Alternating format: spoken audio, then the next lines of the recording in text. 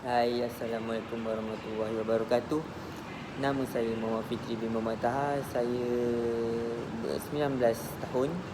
Okey, saya di sini sebenarnya saya nak ceritakan pembelajaran saya selepas SPM. Okey, saya telah memilih teknologi mekatronik, iaitu kos mekatronik di ILP Tangkak. Tangkak berada di Johor. Okey, teknologi mekatronik ini sebenarnya dia unik, dia pelbagai cabang. Okey, saya telah belajar, yang pertama saya belajar electrical, yang kedua saya belajar programming, yang ketiga saya belajar workshop, yang keempat saya belajar drawing iaitu lukis 3D, lukis 2D. Okey, yang kelima saya belajar sistem hidrolik dan pneumatik.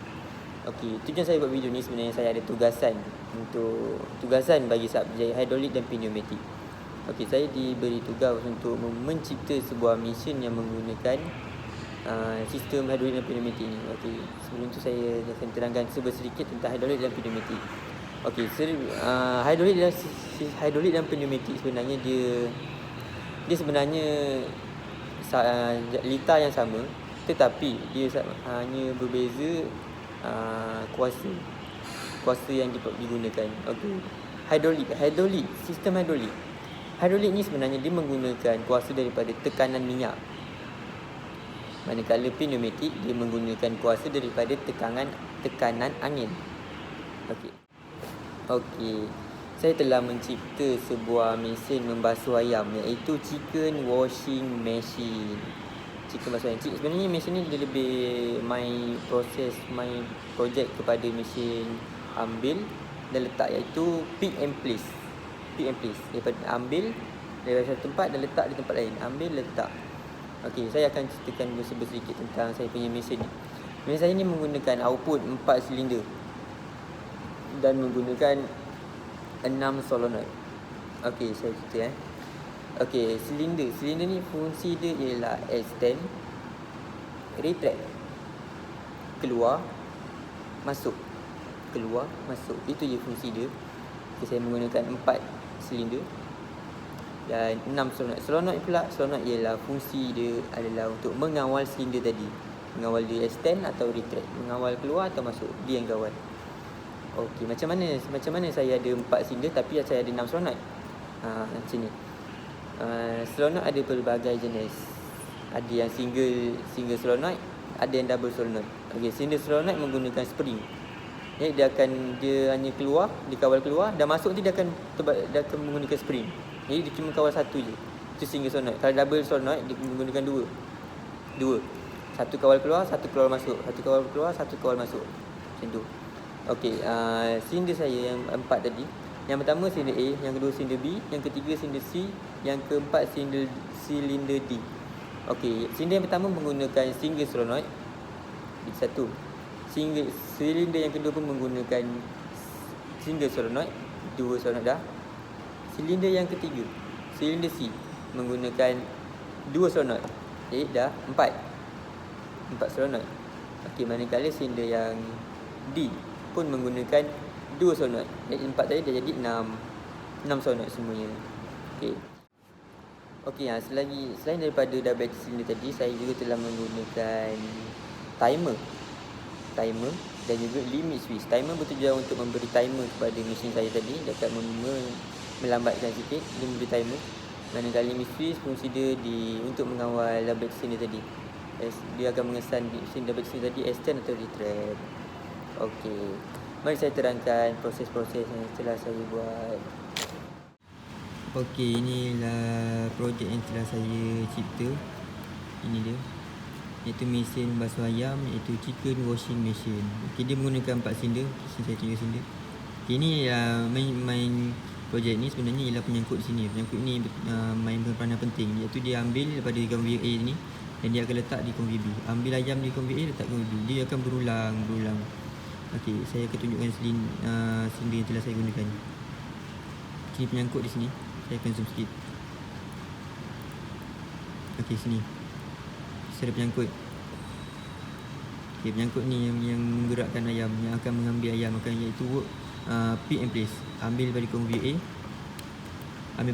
sini, konveyor A, dan letak di konveyor B. Ambil, letak. Okey, ni penyangkut. Okey, ni lebih detail lah, penyangkut tu lebih dekat. Okey. Warna merah ni ialah silinder A. Ni kalau warna hitam ni ialah silinder B. Silinder A fungsi dia untuk bawa ayam pada bawah akan dibawa naik ke atas. Manakala silinder B warna hitam ni fungsi dia untuk mengepit ayam tadi. Mengepit dan melepaskan. Okey, manakala silinder C. Silinder C yang warna biru pekat ni, silinder C, fungsi dia ialah untuk menggerakkan ayam tadi daripada conveyor A untuk bergerak ke conveyor B. Dia akan keluar ni, dia akan tarik penyangkut tu ke conveyor B.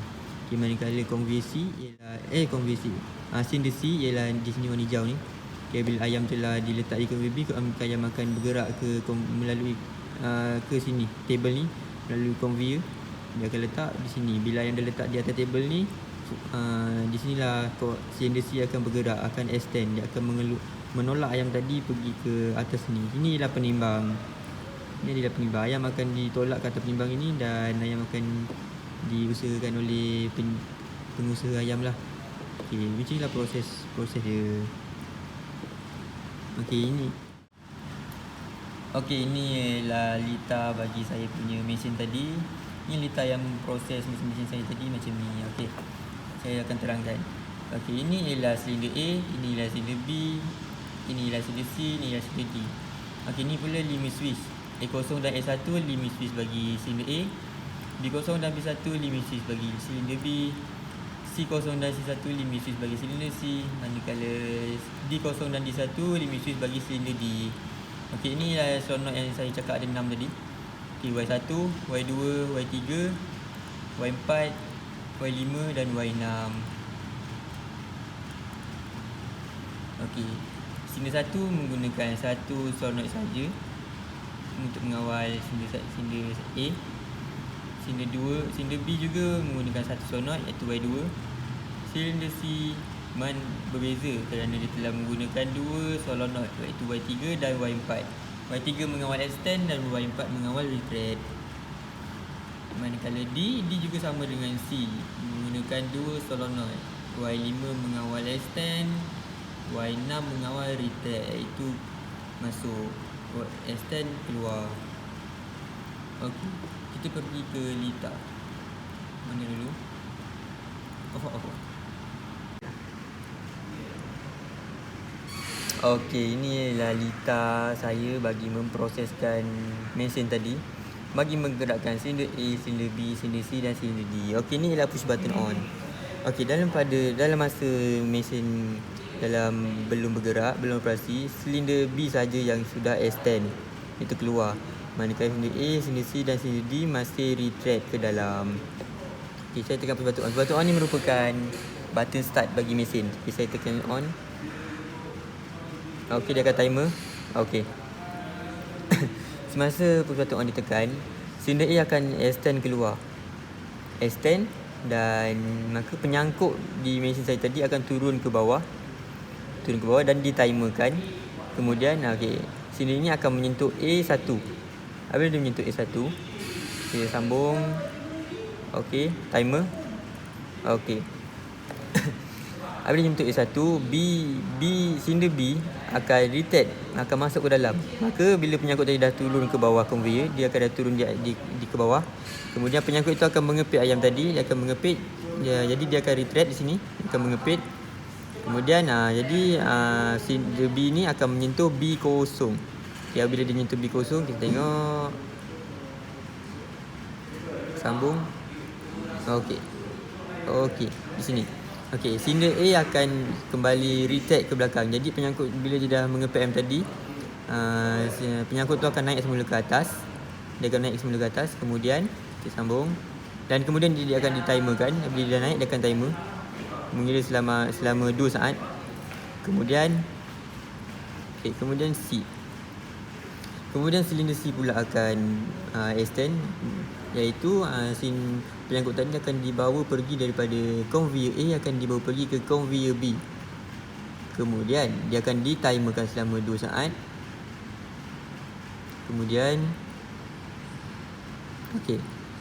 kemudian silinder A tadi, bila silinder C ni tadi dah extend, jadi dia dah berada di posisi conveyor B.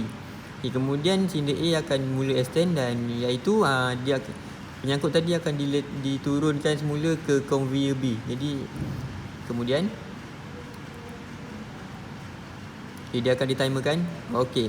Sebab ditimerkan, cylinder B pula akan open, akan extend. Jadi maka ayam tadi akan dilepaskan ke atas conveyor B. Okey, kemudian dia akan ditimerkan selama 2 saat di sini. Okey, kemudian sambung. Okey.